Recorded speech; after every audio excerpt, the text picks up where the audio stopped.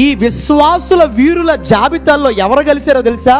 రంపాలతో కోయబడ్డ వాళ్ళు కలిశారంట, నిందలు పడిన వాళ్ళు కలిశారంట, శ్రమలు పడిన వాళ్ళు కలిశారంట, ఆకలి దప్పికల చేత బాధపడుతున్న వాళ్ళందరూ కూడా హెబ్రీయులకు రాసిన పత్రిక 11వ అధ్యాయంలో చేర్చబడ్డారు. వీళ్ళు ఇల్లు కట్టుకోలేదు, వీళ్ళు ఫోన్లు కొనుక్కోలేదు, వీళ్ళు కార్లు కొనుక్కోలేదు, వీళ్ళు ధనాన్ని సంపాదించుకోలేదు కదా.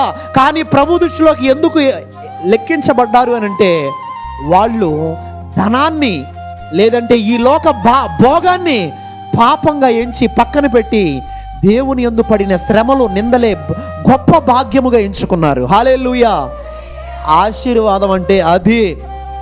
దేవుని యందు పడిన శ్రమలు నీకు ఒక ఆశీర్వాదం, దేవుని పడిన నిందలు నీకు ఒక ఆశీర్వాదం. గమనించండి ప్రియులారా, ఇంకో మాట చెప్తాను వినండి.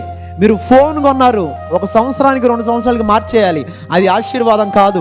మీరు కారు కొన్నారు, 4-5 సంవత్సరాలకి మార్చేయాలి, అది ఆశీర్వాదం కాదు. మీరు ఇల్లు కొన్నారు, కొంతకాలానికి పెంకులు ఊడిపోతే లేదంటే ప్లాస్టింగ్ పోతే రంగులు పోతే ఎలిసిపోతే, అది ఆశీర్వాదం కాదు.